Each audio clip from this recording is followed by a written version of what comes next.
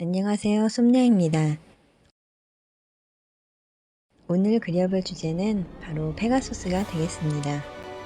페가수스의 부모는 메두사 포세이돈으로 페르세우스가 메두사의 목을 벨 때 흘린 피에서 크리사우르라는 형제와 함께 페가수스가 탄생을 하게 되죠. 2m가 넘고 5m가량의 커다란 날개를 가진 페가수스는 특별히 정해진 색은 없는데요.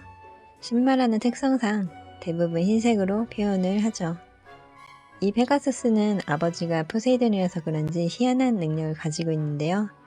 페가수스란 이름이 샘을 의미하듯 말굽으로 땅을 걷어차면 차인 자리에서 샘이 솟아났다고 합니다.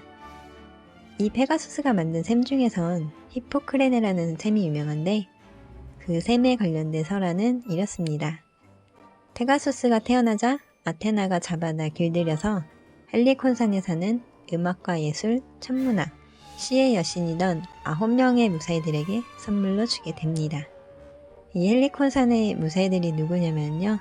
제우스가 티탄족들을 물리쳤을 때 자기의 승리를 축하해줄 신들이 없다고 기억의 여신 무네모시네에게서 낳은 딸들입니다. 자기 찬양해줄 찬양가가 없다고 나타니 어처구니가 없지만 이렇게 생겨난 무사히들은 올림푸스 신들이 춤판을 벌이고 먹고 마시며 잔치판을 벌일 때 흥을 돋구는 들러리가 되죠. 뮤즈라고도 불리는 무사히는 박물관을 뜻하는 뮤지엄, 그리고 음악을 뜻하는 뮤직 역시 이 9 무사히들에게 유래된 말이라고 하네요.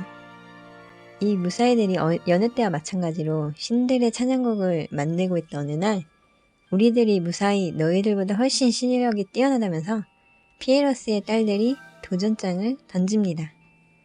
무사히들은 명색이 신 자존심이 있지 질 수 없다면서 이 피에러스의 딸들의 도전장을 받게 되면서 자존심을 건 노래 배틀을 뜨게 되죠. 진짜 지기 싫었는지 혼신의 힘을 다해 노래를 부른 무사히들로 인해서 헬리콘사는 주체 못할 흥겨움에 점점 위로 솟아오르더니 하늘에 닿을 지경에까지 이르게 됩니다. 이 노래 배틀을 하늘에서 재미나게 관전 중이던 포세이돈이 이러다 우리 집 올림푸스 바닥 뚫리겠다면서 페가수스들을 어떻게 좀 해보라고 합니다. 해서 이 페가수스가 그만 좀 흥분하라면서 헬리콘산의 뚝배기를 발로 차서 멈추게 하죠.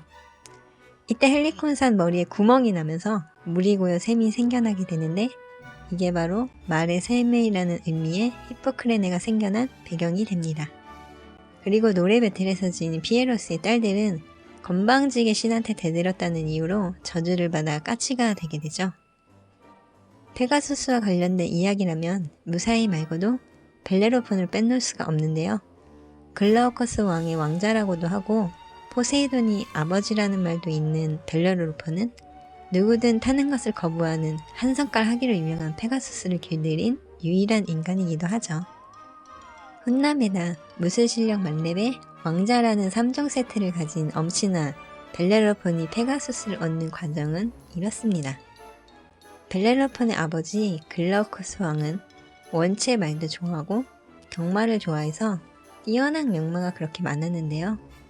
아프로디테가 자신의 축제날 말들을 교비하면 더 좋은 새끼를 얻을 수 있다고 이 글라우커스 왕에게 조언을 합니다.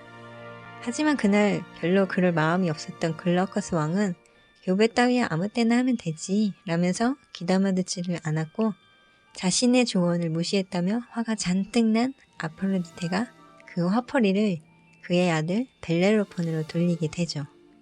벨레로폰 역시 아버지 글라우커스 왕과 마찬가지로 엄청나게 말을 좋아해서 이 말 덕후가 페가수스 한번 타보는 게 소원이었었는데 어느 날 말 조련을 하던 중 꿈에 그리던 페가수스가 눈앞에 나타나게 되죠.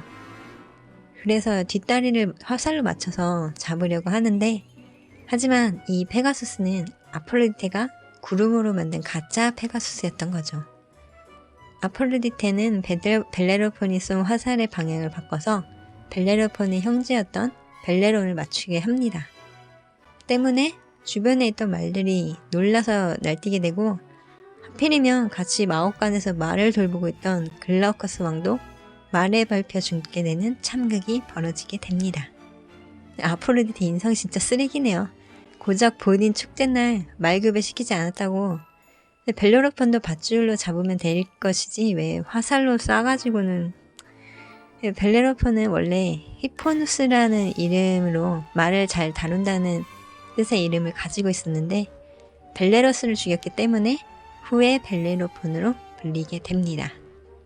그렇게 아프로디테의 계략으로 살인죄를 뒤집어 쓰게 된 벨레로폰은 신분상 처형은 면하게 됐지만 자신이 살던 나라 코린토스에서 추방돼서 여기저기를 전전하게 되죠. 그러다 아버지 글라우커스 왕 조부와 친분이 있던 프로이터스 왕을 찾아가게 되는데요. 프로이터스 왕 역시 본인의 조부와 연이 있었던 벨레로폰을 아주 잘 대접을 해줍니다. 그런데 이 벨레로폰의 훈남 비주얼에 반하게 된 왕비 안데이아가 치근덕거리면서 꼬리를 칩니다. 벨레로폰은 자신에게 잘 대해준 프로이터스 왕을 생각해서도 또 전혀 취향이 아니었던 왕비 안데이아를 거절해버리죠. 그랬더니 감히 네가 날 거부해? 라면서 자존심에 금이 간 안데이아 왕비는 앙심을 품고 남편 프로이터스 왕한테 가서 벨레로폰이 자신을 유혹했다며 오히려 거짓말을 합니다. 그의 프로이터스 왕은 벨레로폰을 죽이고 싶었지만 식사를 함께한 손님은 해하면 안 된다는 룰에 따라서 직접 죽이지 못하겠으니 대신 벨레로폰에게 편지를 하나 주면서 장인이었던 이오바테스 왕에게 이 편지를 전해달라고 부탁을 합니다. 아무 의심 없이 편지를 받아 이오바테스 왕을 찾아간 벨레로폰을 또 이 이오바테스 왕이 잘 대해주죠. 근데 편지를 뜯어봤더니 벨레로폰을 대신 죽여달라는 내용이었던 겁니다. 이걸 어쩌나 고민하다 이왕 죽일 거 나라의 골칫덩어리였던 괴수 키마이라를 퇴치하면 좋겠지 싶은 이 이오바테스 왕이 벨레로폰에게 키마이라를 죽여달라는 부탁을 하게 되죠. 이 이오바테스 왕이 잘 대해줬으니까 그러겠다고 흔쾌히 허락을 한 벨레로폰은 막상 잡으려고 가려니까 걱정이 앞서게 됩니다. 그래서 가는 길에 예언자였던 폴리에더스의 자문을 듣게 되는데 아테나 신전에서 간절히 청을 울리면 뜻을 이룰 수 있을 거라는 조언을 듣게 됩니다. 그 말을 듣고 아테나 신전으로 향하던 벨레로폰은 아테나 신전 서쪽에 있던 아프로디테 신전을 보게 됩니다. 당시에 아프로디테 신전에선 몸을 팔아 장사하는 물란하기로 유명한 여사제들이 여행자들을 유혹하고 있었는데요. 벨레로폰은 그런 유혹마저 뿌리치고 아테나 신전 재단에서 제발 키마이라를 이길 수 있는 힘을 달라면서 청하다가 그만 잠이 들고 말죠. 한참 꿀잠을 자고 있던 벨레로폰에게 나타난 아테나의 신은 저 여사제들을 유혹을 물리치고 날 택하다니 기특하구나. 너에게 꿈꿔 마지 않던 페가수스를 길들일 수 있는 고삐를 하사토록 하마 라면서 황금 고삐를 내려주며 사라집니다. 깜짝 놀라 일어난 벨레로폰은 정말로 옆에 황금 고삐가 있는 것을 발견하곤 곧장 헬리콘산으로 신나게 달려가서 페가수스를 득템을 하게 되죠. 흔들림 없는 승차감 람보르수스를 얻어서 두려울 것이 없어진 벨레로폰은 하늘을 가로질러 곧장 키마이라를 찾아갑니다. 현란한 스텝을 구사하는 페가수스와 원래의 무술 만렙이었던 벨레로폰의 실력이 더해져서 키마이라를 손쉽게 처리하고 자랑스럽게 이오바테스 왕에게 돌아갑니다.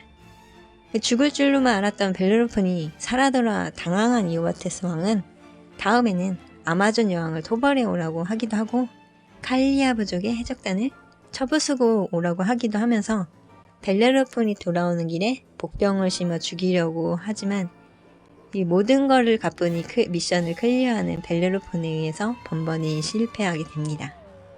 자꾸 말도 안 되는 요구에 화가 난 벨레로폰이 따지게 되죠. 하는 수 없이 여차저차 이래저래 이럴 수밖에 없었다며 푸념을 늘어놓는 이오바테스 말을 듣던 벨레로폰은 꼬신 건 오히려 안데이아 왕비라면서 어처구니가 없어 하면서 해명을 하죠. 그랬더니 그의 이오바테스 왕은 미안했는지 벨레로폰의 능력과 공을 높이 사서 자네 내 딸 필로노에와 결혼하지 않겠나? 라면서 필로르폰과 필로노에랑 결혼을 시킵니다. 그리고 마침 아들이 없던 차에 나라의 반을 물려주기까지 하죠. 그렇게 해피엔딩으로 살았으면 좋았으려만 인간의 욕심은 끝이 없다고. 페가수스를 타고 하늘을 날다 보니 신들의 신전이나 사람들 모두가 자기의 발 아래에 있다는 생각에 어쩐지 신이 된 것 같은 착각에 빠지게 되죠. 그래서 벨레로폰은 올림포스를 향해 올라가려 합니다. 인간에게서 태어난 헤라클레스도 올림포스로 올라가 신이 됐는데 자기도 그럴 자격이 있다고 생각을 했던 거죠. 그 모습을 하늘에서 가만히 지켜보고 있던 제우스는 신의 영역에 오르려는 꼴이 우습기도 하고 괘씸해서 등에 한 마리를 페가수스에게 날립니다. 이 등해가 뭐냐면요. 파리처럼 생긴 곤충인데 말의 피를 빨아먹는 녀석이에요. 이 등해가 피를 빨아먹으려고 하자 놀란 페가수스가 몸부림을 치게 되고 그 바람에 벨레로폰은 지상으로 추락을 하고 맙니다. 이 벨레로폰은 헤라클레스가 제우스 아들이란 거를 몰랐던 모양이에요. 헤라클레스는 제우스 아들이니까 가능했던 거지. 아무튼 그렇게 벨레로폰을 떨군 페가수스는 올림푸스로 올라가 제우스의 마곡간 신세, 그리고 번개 셔틀, 신들의 마차 택시가 돼서 열심히 일을 하다 생을 마감하게 됩니다. 군말 없이 심부름을 한 페가수스를 기특히 여겼는지 제우스는 페가수스가 죽자 하늘로 올려 별자리를 만들어주는데 그것이 오늘날의 페가수스 자리가 되겠습니다. 그래도 그리스 신화에 나오는 영웅들은 벨레로폰처럼 항상 비참한 최후를 맞이하는데 그에 비해 페가수스는 별이라도 남겼으니 영웅들 중에선 그나마 성공한 말 인생이 아닐까 싶네요. 네, 이렇게 페가수스에 대해 알아보고 그려봤는데요. 재밌게 보셨으면 좋았겠고 감사합니다.